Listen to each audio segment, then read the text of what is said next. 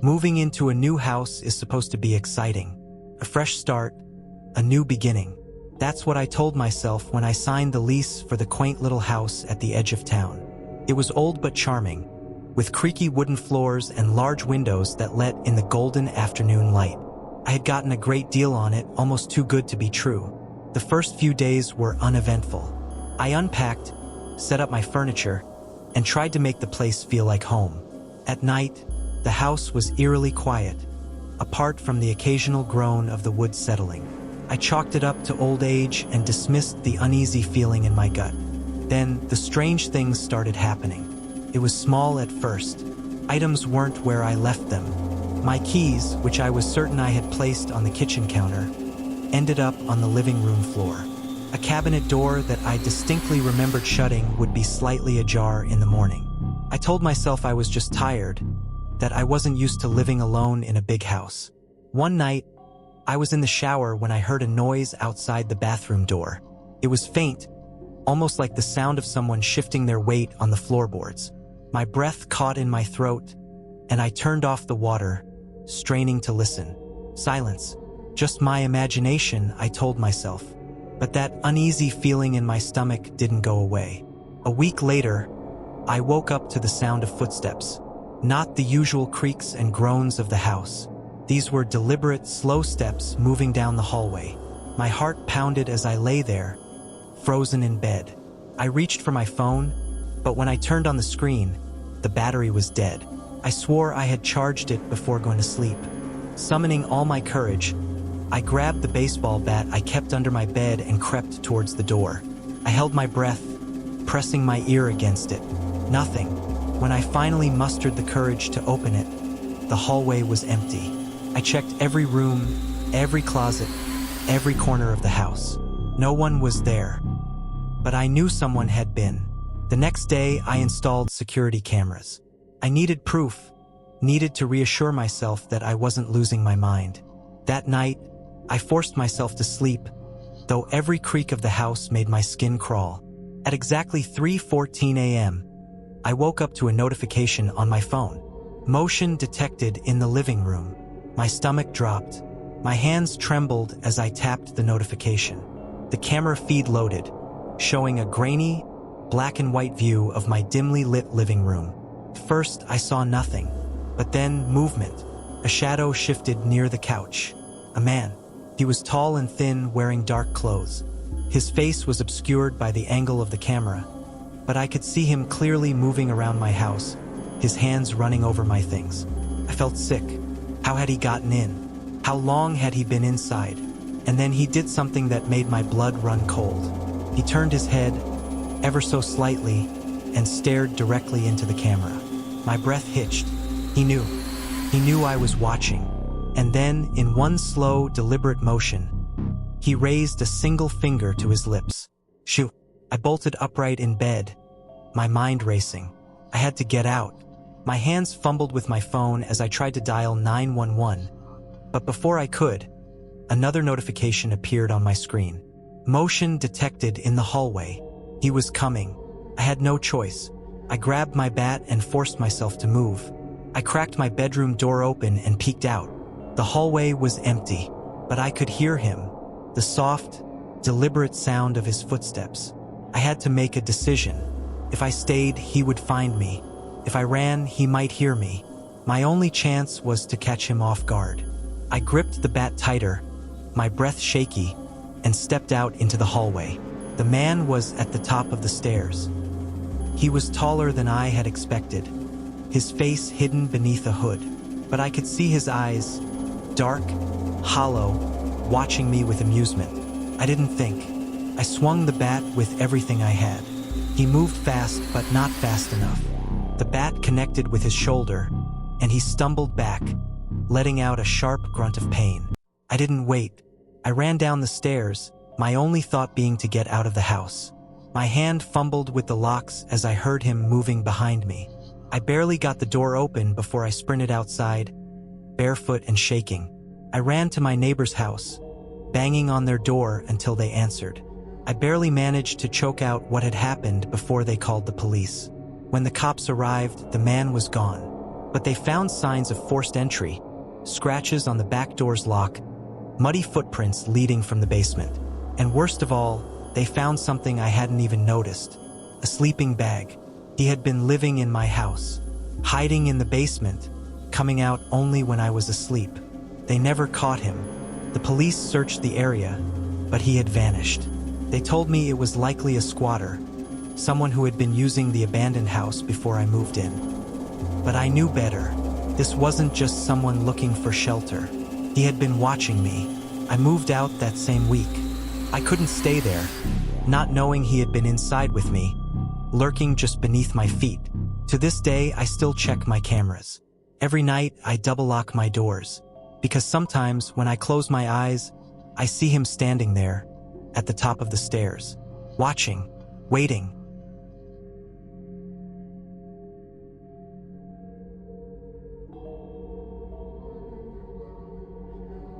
Moving into a new house should have been exciting. A fresh start. A chance to rebuild my life after a rough few years. The small bungalow on the edge of town seemed perfect.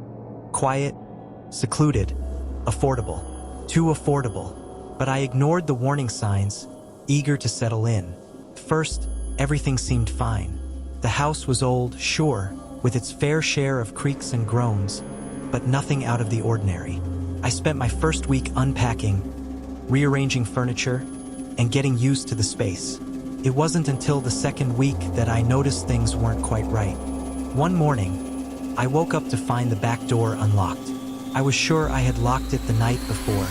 Another time, my keys weren't where I'd left them. Then, small but unsettling things. Lights turned on when I was certain I had turned them off. The faint smell of cigarettes in the living room despite me being a non-smoker. I chalked it up to my imagination, until the night I woke up to the sound of breathing. Not mine. Heavy, labored breaths coming from the hallway. I held my breath, listening. My mind raced, coming up with explanations. Perhaps it was the pipes, the wind? But the sound didn't fade. It was steady, rhythmic, close. I grabbed my phone and turned on the flashlight, my heart pounding. I stepped out of bed, creeping towards the bedroom door. As I reached for the handle, a floorboard creaked outside. Someone was there. I yanked the door open and shined my light down the hall. Empty, but I could still hear the breathing, growing fainter, as if whoever or whatever was moving away. I searched the entire house, but I was alone. Every door was locked, every window shut. I barely slept that night. The next day, I installed security cameras, determined to put my paranoia to rest. I set them up facing the doors, the hallway, and the living room. If something was in my house, I'd catch it. That night, I went to bed with an uneasy feeling, but exhaustion won over fear. At 2:46 a.m., my phone vibrated. Motion detected in the hallway. My stomach dropped. With shaking hands, I opened the app. The grainy footage loaded slowly. First, I saw nothing. Then movement. A shadow slipped through the hallway, just outside my bedroom door. A man. He moved slowly, deliberately, as if he knew exactly where he was going. My breath hitched as he stopped outside my door. He turned his head toward the camera, and though his face was obscured by the darkness, I could see the faint glint of his eyes. Then he smiled. I shot out of bed and grabbed the baseball bat I kept by my nightstand. My fingers trembled as I dialed 911, whispering to the operator that someone was in my house. They told me to stay put, but I couldn't. I had to see if he was still there. I cracked open the door, bat raised. The hallway was empty. I moved cautiously through the house, my skin crawling. The front door was locked, the windows latched, but when I checked the basement door, my heart stopped. It was wide open. I hadn't even known the house had a basement. I stood at the top of the stairs, staring into the pitch-black abyss below. A chill ran through me. Then, I heard it. A faint rustling sound, like fabric shifting against concrete. I took a step back just as the police arrived. They searched the basement while I stood outside, my breath forming shaky clouds in the cold night air. When they came back up, they had grim expressions. "He's been living down there," one officer said, leading me inside. I hesitated before stepping down into the basement. Against the far wall was an old mattress, stained and filthy. Beside it, a pile of my missing belongings, keys, a sweatshirt, even an old coffee mug. But the worst part? A stack of photos. Of me. Some taken from outside my house. Others from inside. The most recent one was from earlier that night. Of me, sleeping in my bed. I moved out the next day. The police never found him. They assured me he was likely a drifter who had taken advantage of the empty basement before I moved in. But I knew better. He wasn't just some squatter. He had been watching me, studying me, living with me, and worst of all, he knew I knew. To this day, I wonder where he is. If he's found another house, another person to watch, another life to slip into unnoticed. And every night before I sleep, I check my cameras. Because deep down, I know he's still out there, waiting.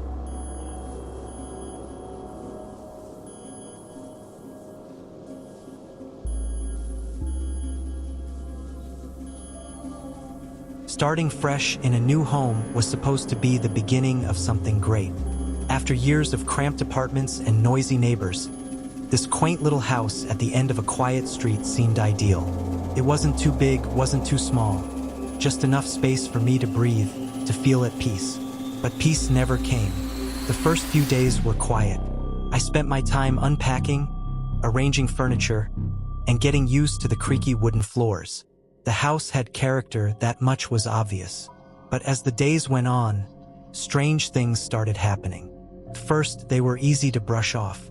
A misplaced coffee mug, a flickering light. But then it escalated. One night, I heard a soft thud from the kitchen, a subtle, almost intentional sound. I crept down the hallway, my pulse quickening. When I flipped on the light, I expected to see something out of place. But everything looked normal, except the refrigerator door was slightly ajar. Had I left it open? Couldn't remember. Shrugging it off, I went back to bed.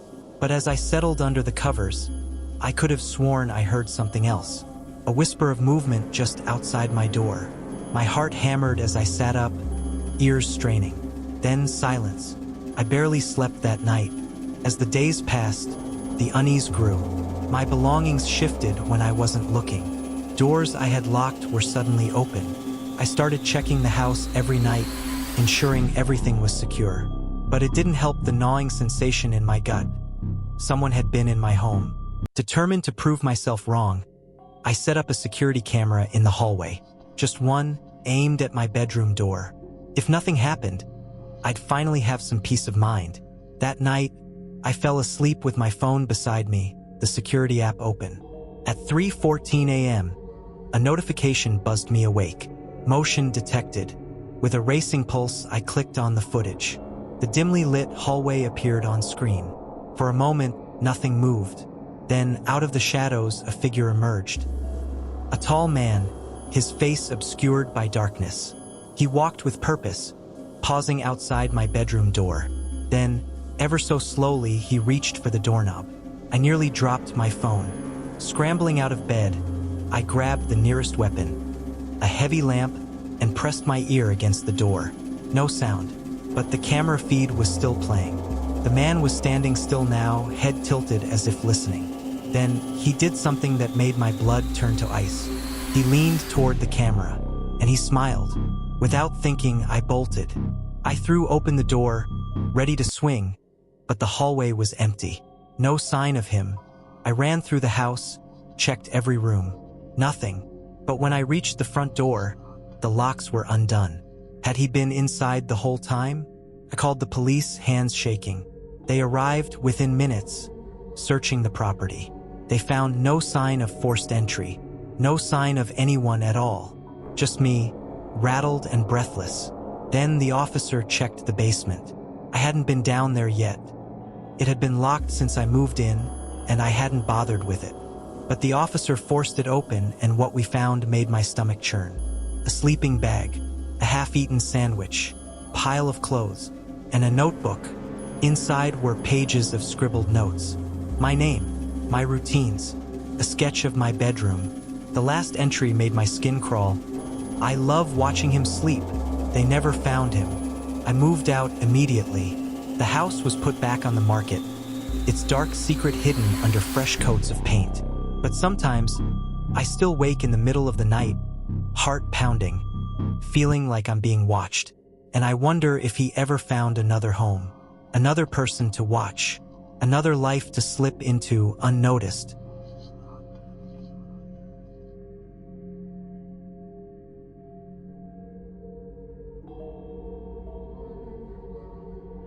Hey everyone, thank you so much for supporting this channel. It truly means a lot. As a broke college student editing all my videos on an Android phone, it takes a lot of effort to bring these stories to life. A laptop would help me create better content faster, so if you enjoy my work, please subscribe and share. Your support makes all the difference. Thank you so much.